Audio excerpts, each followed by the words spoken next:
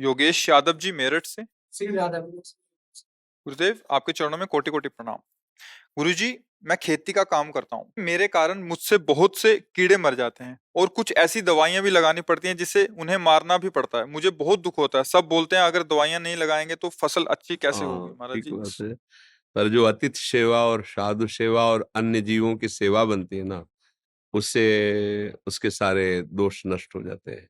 जैसे आपके घर में कोई साधु आ गया, कोई अतिथि आ गया, आप उसको भोजन पवाते हैं। इसके बाद फसल में बहुत से पशु पक्षी दाना चुगते हैं। ऐसा नहीं है कि वो पूरी फसल आपको ही मिल जाती है। कुछ न कुछ पक्षी पशु जो उसमें तो उससे सुकृत बन जाते हैं। अतिथि सेवा से संपूर्ण पाप नष्ट हो जाते हैं गृहस्थ के। इसीलिए गृहस्थ में सबसे बड़ा जो सुकृत माना गया है, वो अतिथि सेवा माना गया है। आए हुए कोई साधु महात्मा, कोई भूखे भोजन पवा दिया, कोई ऐसे हैं कि जिनको आटा चाहिए, थोड़ा आटा दे दिया। कोई मान लो अपनी सामर्थ्य के अनुसार ये जो दरवाजे पर आए हुए भिक्षुक जनों को दे दिया, उससे सारे उसके दुष्कृत नष्ट हो जाते हैं। वो जैसे अब सोहनी लगा रहे हैं, पोछा लगा रहे हैं, तो अनजाने में भी कुछ जीव मर जाते हैं उसमें।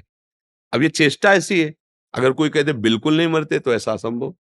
सोहनी चाहे हम फूल झाड़ू ही क्यों ना लगा रहे हो, पर कोई न कोई जीव अंग भंग हो जाते, बहुत कोमल अंग होते हैं उनके। अच्छा, पोछा लगा रहे हैं, तो जरा सी असावधानी में 10-5 चींटी तो मर ही जाएंगी पूरे पोछा लगाने में। अब ये गृह सेवाएं हैं।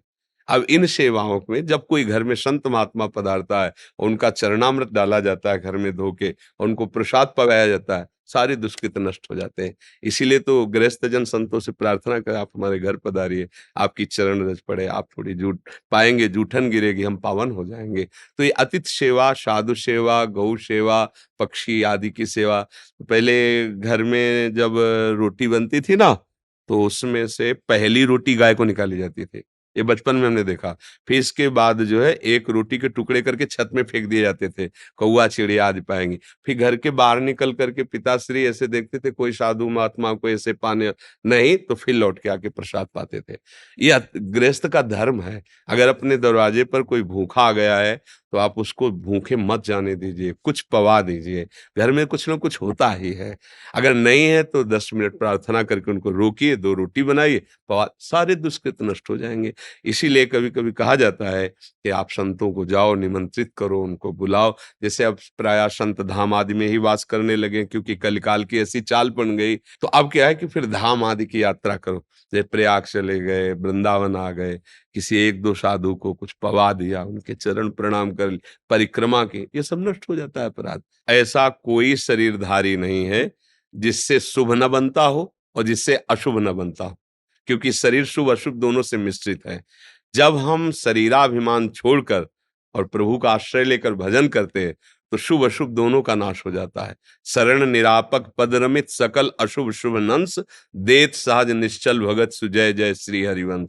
गुरुदेव के प्रताप से, आचार्य के प्रताप से जब हृदय में भक्ति होती है, तो पुण्य और पाप दोनों का नाश हो जाता है और भगवत प्राप्ति कर लेता है। इसलिए कहीं भी रहो, किसान हो, व्यापार हो, कोई भी कार्य कर रहे हो, नाम जप करो और दूसरों का सुख चाहो। अगर सुखी होना चाहते हो तो गूढ़ बात है, दूसरों को दुखी करके कोई सुखी नहीं हो सकता। दूसरों को सुख देने की भावना रखो, और कुछ ऐसे कर्तव्य कर्म होते ही हैं। अब जैसे पैदल आप चल रहे हैं, तो आप क्या समझते हैं कोई जीव हत्या नहीं होती? किससे नहीं होती? आकाश में थोड़ी चलोगे। आप श्वास ले रहे हो, क्या जीव हत्या नहीं हो रही? आपको पता नहीं कितने ऐसे जीवाणु हैं जो अंदर जा रहे हैं।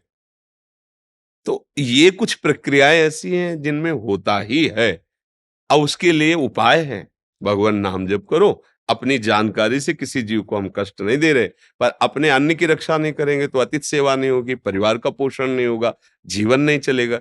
एक किसान खेत पालता, सैकड़ों लोगों के पेट भरते हैं, भले वो अर्थ से खरीदे, अगर वो पैदा ही नहीं करेगा तो तुम्हारा अर्थ थोड़ी खा लोगे।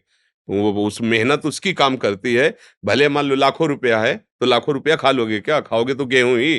पर उस किसान से पूछो जो मेहनत करके 5-6 महीने में फसल तैयार किया, तो उससे कितने लोगों का मंगल हो रहा है। इसलिए किसान को पाप नहीं लगता। अतिथि सेवा, साधु सेवा, जगत मंगल के लिए हो। हमारे यहाँ तो भारत में बड़ा जोर का नारा लगाया है, जय जवान जय किसान। ले हाँ, तो आप किसान है तो ये न सोचे कि आपकी भक्ति कमजोर है। नहीं, ये हम बोल तभी पा रहे हैं जब रोटी पा रहे हैं, और रोटी तभी पा रहे हैं जब आप वहां गेहूं पैदा कर रहे हैं। अगर आप गेहूं पैदा बंद कर दे तो रोटी कहाँ से मिलेगी? ये बात सर।